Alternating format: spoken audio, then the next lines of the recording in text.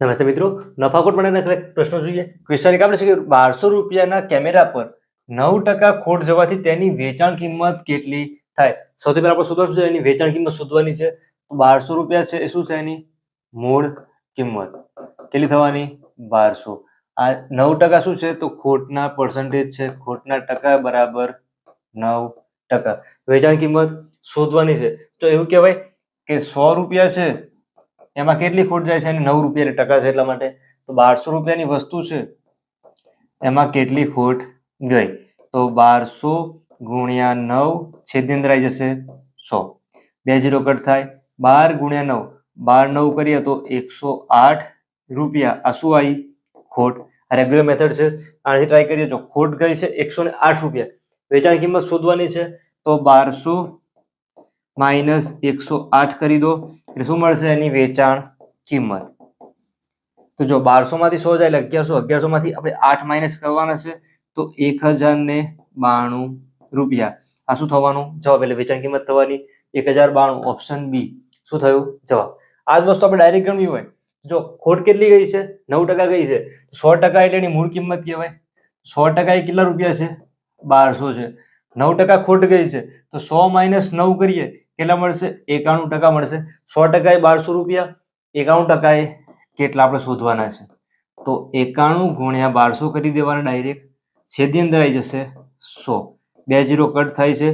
91 ગુણ્યા 12 કરીએ તો આપણને જવાબ કેટલો મળશે?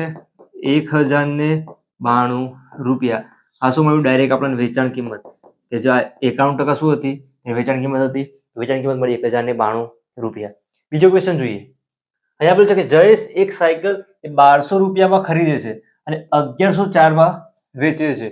તો પહેલા તો ખરીદ કિંમત 1200 રૂપિયા, વેચાણ કિંમત 1104 રૂપિયા છે.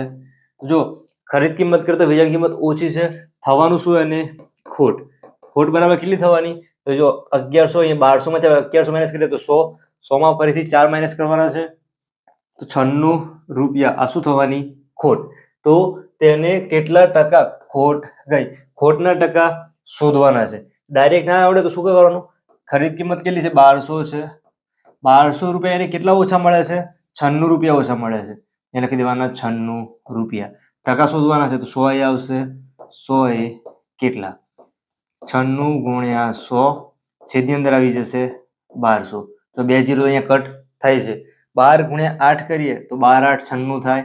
શું મળ્યું? 8 બરાબર 8% થવાની. આ શું મળી આપણને? ખોટના પર્સન્ટેજ. ફરીથી ઓપ્શન બી. આ શું થઈ ગયું? આન્સર. એવી જ રીતે આગળ બીજું ક્વેશ્ચન જોઈએ.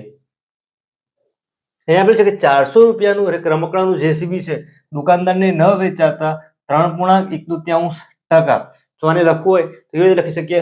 મિશ્ર અપૂર્ણાંકમાંથી અપૂર્ણાંકમાં ફેરવીએ તો 5/2 થઈ જાય.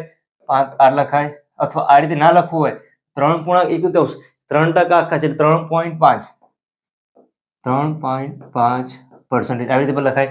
તો વેચે છે તો કેટલામાં વેચ્યું હશે? જો 400 રૂપિયાનું રમકડું હતું તો ખરીદ કિંમત અથવા પડતર કિંમત કેટલી છે? 400 છે. ખોટ છે એના પર્સન્ટેજ કેટલા લીધા છે? આપણે 3.5 લઈએ તો સાદું રૂપમાં શું થશે? સરળ થશે. તો કેટલામાં વેચ્યું હશે?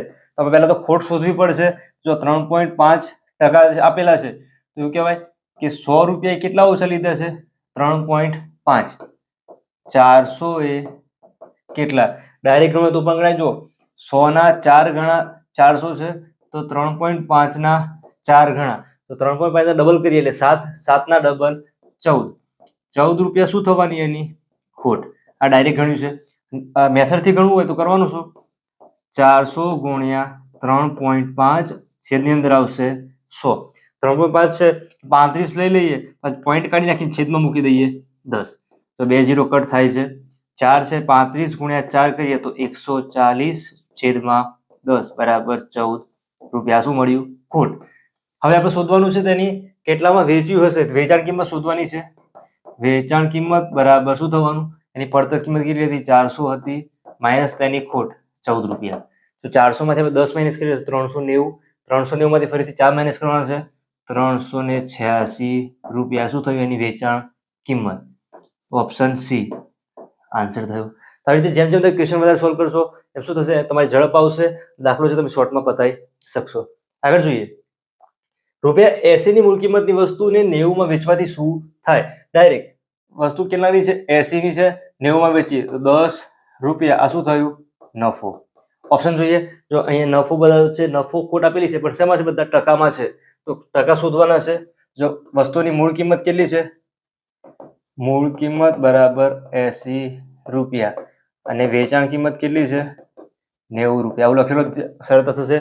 વસ્તુ ₹80 ની છે તો ₹80 એ કેટલા વધારાના મળે છે? 10. તો ₹100 કેમ લીધા ટકા શોધવા માટે? 100 એ કેટલા? તો 100 ગુણ્યા 10 છેદની અંદર કેટલા આવશે? 80 આવશે. 1 1 0 કટ થશે. જો 100 ના છેદમાં 8 છે, 100 ભાગ્યા 8 કરો, સાદુરૂપ આપતા જઈએ તો જો 50 થાય, અહીંયા લઈ લઈએ 4, ફરીથી 25 છેદમાં આવશે 2, 50 દુ 100, 4 દુ 8, 25 દુ 50, 2 ચોક એટલે 2 દુ 4 થઈ જાય. 25 ના છેદમાં આવે એટલે 25 ભાગ્યા 2 કરીએ એટલે કે 12.5%.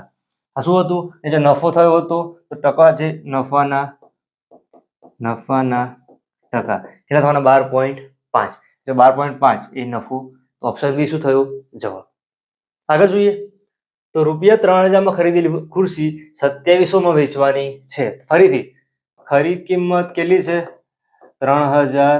2700 શું છે એની વેચાણ કિંમત બરાબર ₹2700.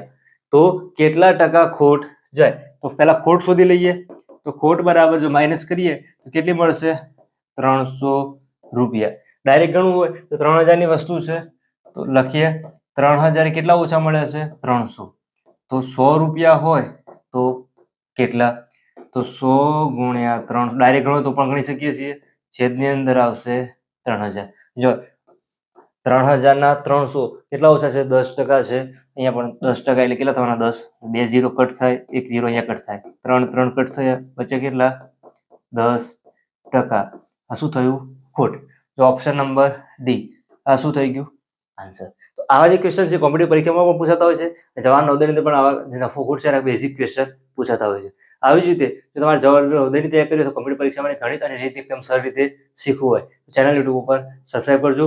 વિડીયો પસંદ આવ્યો હોય વિડીયો લાઈક કરી તમારી સાથે શેર કરજો.